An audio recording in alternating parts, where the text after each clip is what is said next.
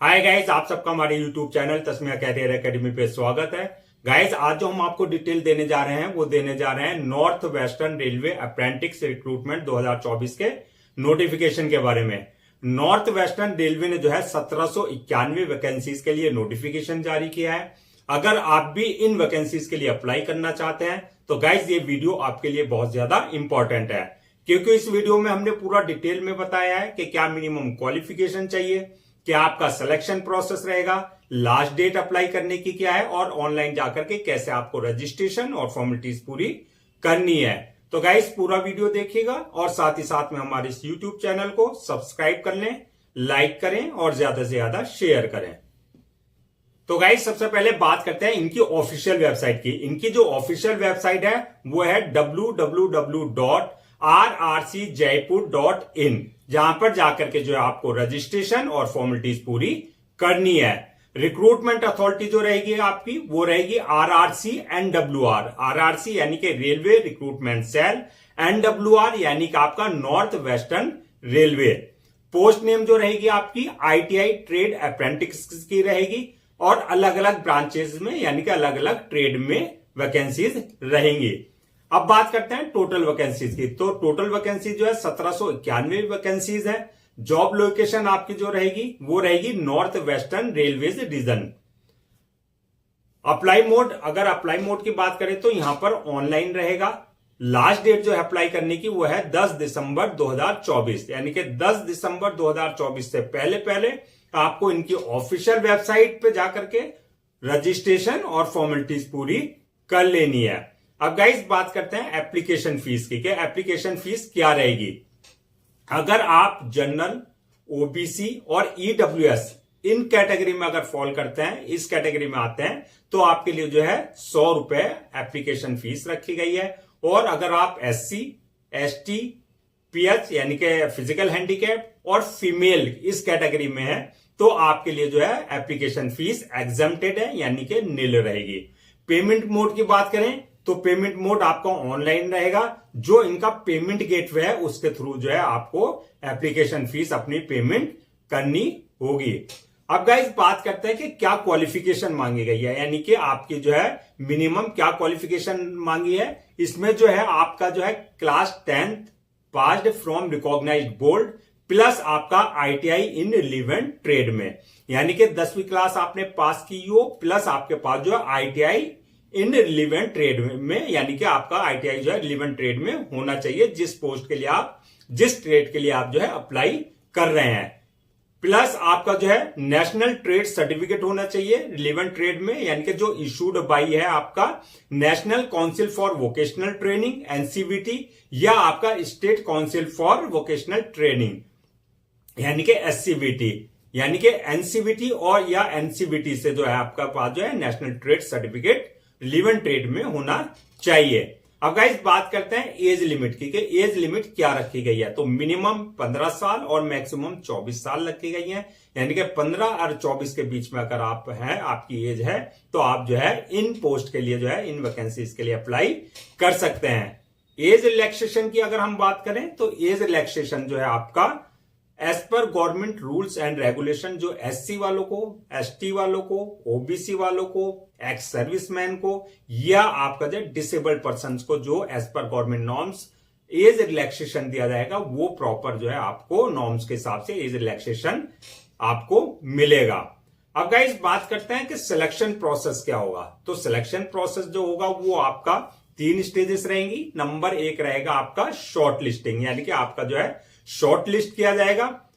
Short list किस basis पे किया जाएगा, जो आपका 10th क्लास के जो आपकी मार्कशीट है, जो आपका जो है रिजल्ट है उस बेसिस पे, प्लस जो आपकी आईटीआई यानी कि जो आपका जो है मिनिमम क्वालिफिकेशन मांगी गई है उसकी ओवरऑल आपकी एकेडमिक परफॉर्मेंस पे जो है आपको शॉर्ट लिस्टेड किया जाएगा। शॉर्ट लिस्टेड करने के बाद जो है आपके जो है कॉल किया जाएगा आपका डॉक्यूमेंट्स वेरिफिकेशन के लिए, जो कि आपकी होगी दूसरी स्टेज।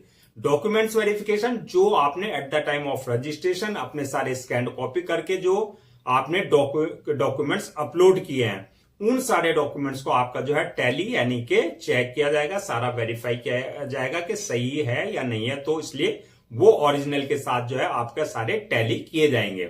जब आपका जो है डॉक्यूमेंट्स वेरिफिकेशन वाली स्टेज क्लियर हो जाएगी, तब आपको जो है मेडिकल एग्जामिनेशन होगा थर्ड स्टेज में।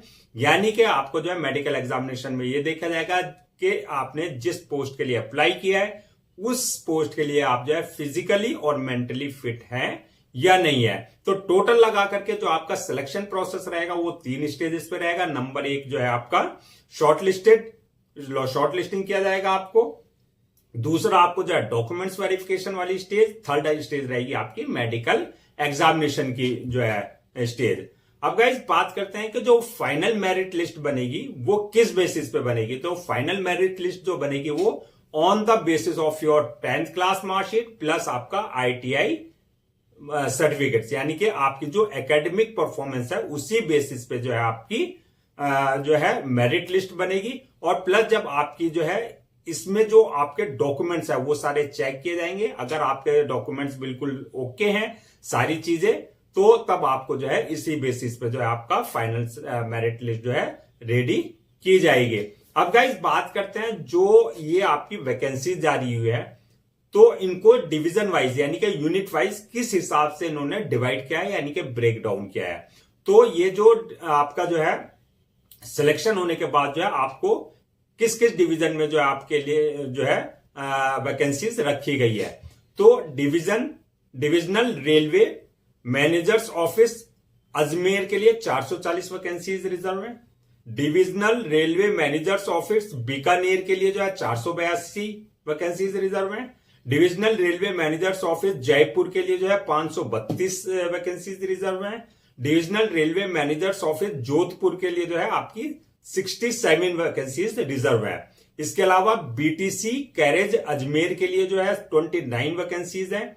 बीटीसी लोको अजमेर के लिए 69 वैकेंसीज है। और कैरिज वर्कशॉप बीकानेर के लिए जो है 32 वैकेंसीज है। और कैरिज वर्कशॉप जोधपुर के लिए जो है 70 वैकेंसीज रखी गई हैं। तो इस तरीके से आपकी 1791 वैकेंसीज को जो है फिल किया जाएगा।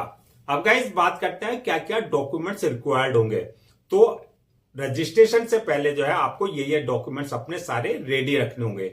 नंबर 1 आपका जो है जो आपके एकेडमिक सर्टिफिकेट्स हैं, यानी कि आपकी 10th की मार्कशीट, आपका जो है ITI सर्टिफिकेट्स, आपके जो है जितने भी एकेडमिक सर्टिफिकेट्स हैं वो सारे आपको स्कैन कॉपी करा करके यानी कि रेडी रखने हैं।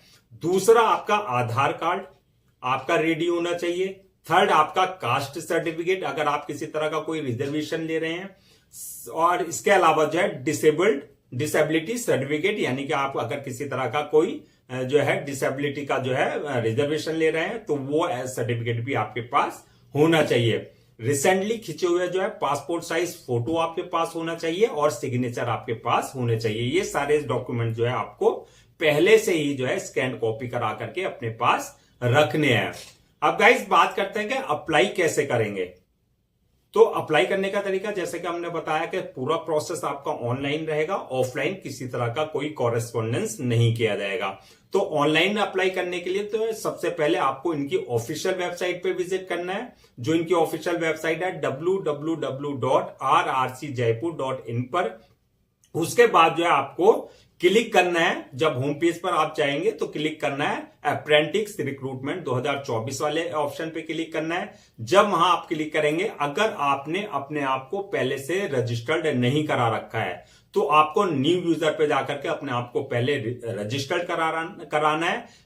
रजिस्टर्ड कराने के लिए अपने आप को जो इनके पोर्टल पे आपके पास एक वैलिड ईमेल आईडी और एक मोबाइल नंबर आपके पास होना चाहिए। और अगर आपने पहले से रजिस्टर्ड किया हुआ है तो आपको जो है दोबारा से रजिस्टर्ड कराने की जरूरत नहीं है। आपके जो यूजर नेम और पासवर्ड आपके पास है, यानी कि जो क्रेडेंशियल आपके पास है, उन्हीं क्रेडेंशियल से जो है आपको लॉग इन करना है। और लॉग इन करने के बाद जो है आपको एप्लीकेशन फॉर्म को फिल करना है। एप्लीकेशन फॉर्म में जो आपकी पूरी पर्सनल डिटेल्स होगी, जैसे आपका नाम, father name, mother name, date of birth, आपकी एकेडमिक सर्टिफिकेट्स, जो भी डिटेल्स वहां मांगी गई है वो सारी डिटेल्स जो है आपको एक्यूरेट फिल करनी है। किसी तरह की कोई मिस्टेक आपको नहीं करनी है। जब आप जो है डिटेल्स फिल कर देंगे उसके बाद जो है आपको ऑप्शन आएगा अपलोड योर डॉक्यूमेंट्स का। तो गाइज वहां सारे आपके डॉक्यूमेंट्स आपको अपलोड करने होंगे। वहां पर आपका जो है जितने भी आपके एकेडमिक सर्टिफिकेट्स हैं वो सारे अपलोड करने होंगे। इसके अलावा जो है आपको वहां पर जो है जो आपके पासपोर्ट साइज फोटो है वो अपलोड करने होंगे, जो सिग्नेचर है वो अपलोड करने होंगे। इस बात का ध्यान रखना है जो डॉक्यूमेंट्स आप अपलोड करेंगे उसका एक जो है फॉर्मेट होता है, एक डायमेंशन होता है। तो उसी डायमेंशन में यानी कि साइज के हिसाब से जो है आपको अपने सारे डॉक्यूमेंट्स अपलोड करने होंगे। जब आप सारे डॉक्यूमेंट्स अपलोड कर लेंगे तो उसके बाद आपके पास ऑप्शन आएगा पेमेंट का। तो आपको अपनी कैटेगरी के अकॉर्डिंग जो है अपनी जो है एप्लीकेशन फीस अपना पेमेंट गेटवे से आपको जो है पेमेंट कर देना है। जो एग्जेम्प्टेड है उनको किसी तरह की कोई एप्लीकेशन फीस नहीं देनी है। पेमेंट करने के बाद जो है गाइस आपके पास जो है ऑप्शन आएगा सबमिशन का। सबमिशन से पहले जो है आप अपने पूरे फॉर्म को एक बार प्रीव्यू कर लें, यानी कि पूरा चेक कर लें, किसी तरह की कोई स्पेलिंग या किसी तरह की कोई मिस्टेक्स तो आपने नहीं कर रखी है। प्रीव्यू करने के बाद जो है आप जो है फॉर्म को सबमिट कर दें। सबमिट करने के बाद इस बात का ध्यान रखना है कि उस फॉर्म की जो है आप एक जो है एप्लीकेशन फॉर्म की अपनी डाउनलोड कर लें, उसकी 2 या 3 कॉपी जो है प्रिंट आउट ले लें for your future reference, so that आपके पास जो है एक रिकॉर्ड रहेगा। तो गाइस ये थी आपकी जो है आरआरसी, यानी कि जो आपका आरआरसी एनडब्ल्यूआर यानी कि आपका north western railway apprentice recruitment 2024 की पूरी नोटिफिकेशन की डिटेल मैं आपको जो है एक बार जो है लास्ट डेट फिर से रिमाइंड करा देता हूं, आप अपना इसको नोट डाउन कर लें। इसकी जो लास्ट डेट है अप्लाई करने की 10 दिसंबर 2024, यानी कि 10 दिसंबर 2024 से पहले पहले आपको जो है इनकी ऑफिशियल वेबसाइट पे जाकर के पूरा रजिस्ट्रेशन और फॉर्मेलिटीज पूरी कर लेनी है। गाइस हम आपके लिए जो है गवर्नमेंट जॉब्स और गवर्नमेंट एग्जाम से रिलेटेड जितने भी अपडेट्स होते हैं उसके बारे में पूरा आपको अपडेट करते हैं, और साथ ही साथ में बीच बीच में आपके लिए जो है प्रॉपर कैरियर गाइडेंस पे जो है आपके लिए वीडियोस लेकर के आते हैं। अगर आप भी चाहते हैं आपको प्रॉपर कैरियर गाइडेंस मिलता रहे और साथ ही साथ में आपके गवर्नमेंट जॉब्स और गवर्नमेंट एग्जाम्स के पूरे अपडेट्स आपको मिलते रहे, तो गाइस आप लोगों से मेरी रिक्वेस्ट है आप हमारे इस यूट्यूब चैनल को सब्सक्राइब कर लें, लाइक करें और ज्यादा से ज्यादा शेयर करें।